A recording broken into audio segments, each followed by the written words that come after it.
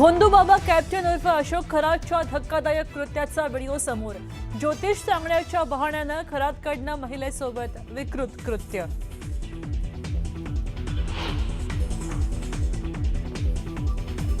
नाशिकमध्ये महिलेवर अत्याचार प्रकरणी अशोक खरातला अटक, तर सुषमा अंधारेंकडनं आरोपीचे फोटो ट्विट करत महिला आयोगाच्या अध्यक्षा रुपाली चाकणकरांवर निशाणा।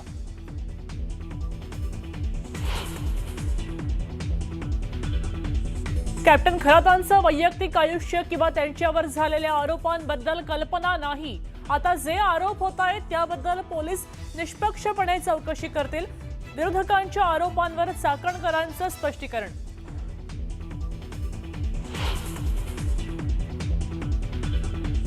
मुख्यमंत्री देवेंद्र फडणवीस दिल्लीला रवाना। केंद्रीय संचालन समितीच्या बैठकीला उपस्थित राहणार। तिन्ही राज्यात फडणवीस प्रचारासाठी उतरण्याची शक्यता।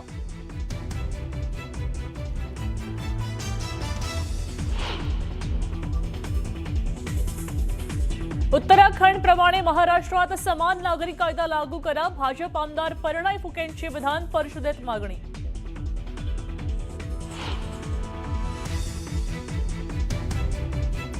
बारामती विधानसभा निवडणूक बिनविरोध होण्याची शक्यता कमी। सुप्रिया सुळेंची सुनेत्रा पवारांच्या विरोधात उमेदवार न देण्याची भूमिका आम्हाला मान्य नाही। राष्ट्रवादी लढणार नसेल तर आम्ही विचार करू, वडेट्टीवारांचं सूचक विधान।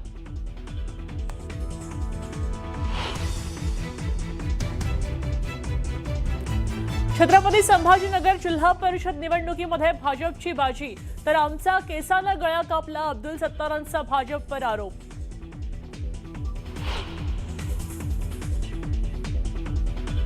महसूल खात्यात अधिकाऱ्यांकडनं इतिहासातला सगळ्यात मोठा महसूल घोटाळा।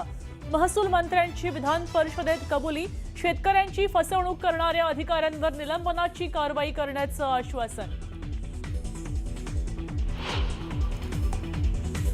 आणि आसावरी जगदाळे यांना वर्ग 2 ची नोकरी। प्रशासकीय अधिकारी म्हणून आसावरी यांना महापालिकेत नोकरी। मुख्यमंत्र्यांच्या आदेशानुसार पुणे महानगरपालिका आयुक्तांनी दिलं नियुक्तीपत्र।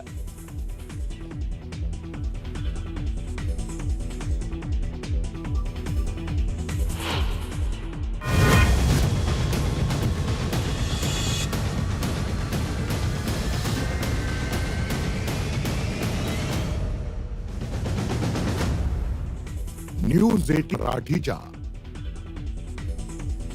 नमस्कार, मी मृगा। आपण पाहताय न्यूज 18 मराठी, आवाज महाराष्ट्राचा। महाराष्ट्राची खबरबात या बातमीपत्राच्या अगदी सुरुवातीला आपण दिवसभरातल्या चर्चेतल्या बातम्यांचा आढावा घेतोय। नाशिकची बातमी पाहिली। इथं भोंदूबाबांनी महिलेवर अत्याचार केले आणि त्या प्रकरणी त्यांना अटक झाली आहे। पण या बाबावर महिला आयोगाच्या रुपाली चाकणकरांचेच कृपाछत्र आहे असा आरोप होतोय। आता त्यावरनं राजकीय वातावरण चांगलंच तापलंय, खळबळ तयार झाली आहे। तर दुसरीकडे शिरूरमध्ये एका 12 वर्षाचा मुलाचा मृतदेह सापडलाय। पण खरी मेख अशी आहे की 1.5 वर्षांपूर्वी याच ठिकाणी एका 11 वर्षाच्या मुलाचा असाच मृतदेह सापडला होता। आता यावरून गावकऱ्यांनी चांगलाच आक्रमक पवित्रा घेतलाय। तिसरी बातमी आहे, अभिनेत्री सारा अली खानच्या केदारनाथ दर्शनाबद्दल वादंग सुरू आहे।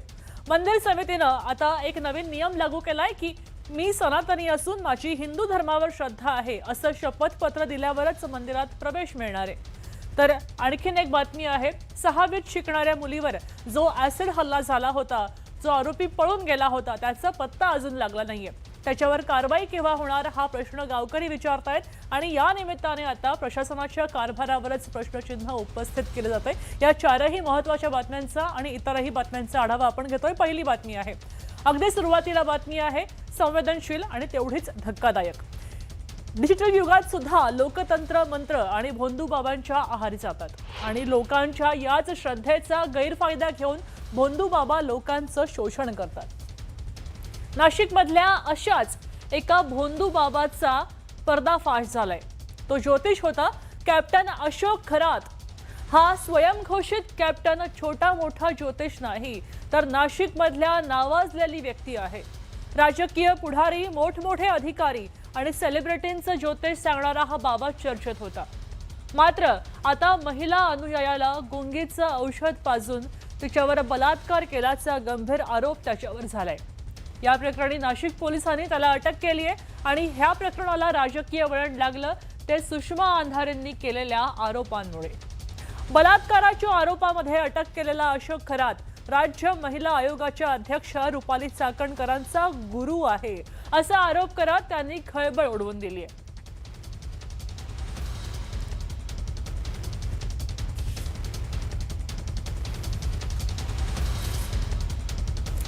दरम्यान या स्वयंघोषित कॅप्टनच्या क्राईम कुंडलीवरच आपण एक नजर टाकूया, त्याची कुंडली काढूया। हा जो कॅप्टन आहे महिलेला गुंगीचं औषध देऊन तिच्यावर बलात्कार केला गेला असा त्याच्यावर आरोप आहे, तो सिद्धही झालेला आहे। तर पुढे पीडितेच्या आरोपांनंतर अशोक खरातला अटक झाली आहे। आरोप झाला त्यानंतर अटकही झाली आहे। पुढची पायरी काय आहे? नाशिकच्या कॅनडा कॉर्नर मधल्या ऑफिसवर छापा टाकला गेला। त्याचं ऑफिस नाशिकमध्ये आहे, तिथं छापा टाकला गेला आणि त्यानंतर त्याला अटक झाली। पुढे छाप्यामध्ये महत्त्वाचे पुरावे होते। आता नाशिक पोलिसांच्या हाती हे महत्त्वाचे पुरावे लागले आणि त्यानंतर त्याला अटक झाल्याचं कळतंय। एक पेनड्राईव्ह सापडला आणि एक धक्कादायक व्हिडिओ जप्त केलेला आहे। या व्हिडिओमध्ये त्याची काळी कृत्य सुद्धा असल्याचं बोललं जातंय या पेनड्राईव्ह मध्ये सुद्धा। आणि त्याबरोबर आतापर्यंत एकूण 58 आक्षेपार्ह व्हिडिओ त्याच्यामध्ये आढळलेले आहेत। या पेनड्राईव्ह मध्ये मोठ्या प्रमाणात डेटा होता आणि त्यातनं एकूण 58 व्हिडिओ सापडलेले आहेत। आपण अजून काही माहिती आहे का पाहूया। पोलीस स्टेशन सरकारवाडा येथे CR नंबर 74/2024 असा गुन्हा दाखल झालेला आहे फिर्यादीच्या तक्रारीवरून। भारतीय न्यायसंहिता कलम 64, 74, 351 आणि जादूटोणा प्रतिबंधक कायदा कलम 3, पोटकलम 1, 2 प्रमाणे हा गुन्हा दाखल करण्यात आलेला आहे। तपास चालू आहे। क्राईम ब्रांच युनिट 1 आणि गुंडा पथक तपास करीत आहे। त्या व्यक्तीवरती कारवाई करण्यात आलेली आहे आणि महिलांच्या शोषण करण्याच्या बाबतीमधली जर का त्या पुरावे असतील तर नक्की त्या बाबतीमधील चौकशी पूर्ण होऊन ही त्याच्यावरती कारवाई होईल। सध्याला चौकशी अजून चालू आहे, त्यांना अटक करण्यात आलेली आहे। चौकशी पूर्ण होईपर्यंत कुठल्याही निष्कर्षापर्यंत मी आज येऊ शकणार नाही किंवा बोलू शकणार नाही, परंतु त्या व्यक्तीवरती नक्कीच कायद्यानुसार नियमानुसार त्यांच्यावरती कडक कारवाई करण्यात येईल। आता या भोंदू बाबाच्या अशोक खरातच्या काळ्या कारणांवर सुद्धा नजर टाकूया एकदा। राजकीय नेते आणि सेलिब्रिटींचं भविष्य तो सांगायचा।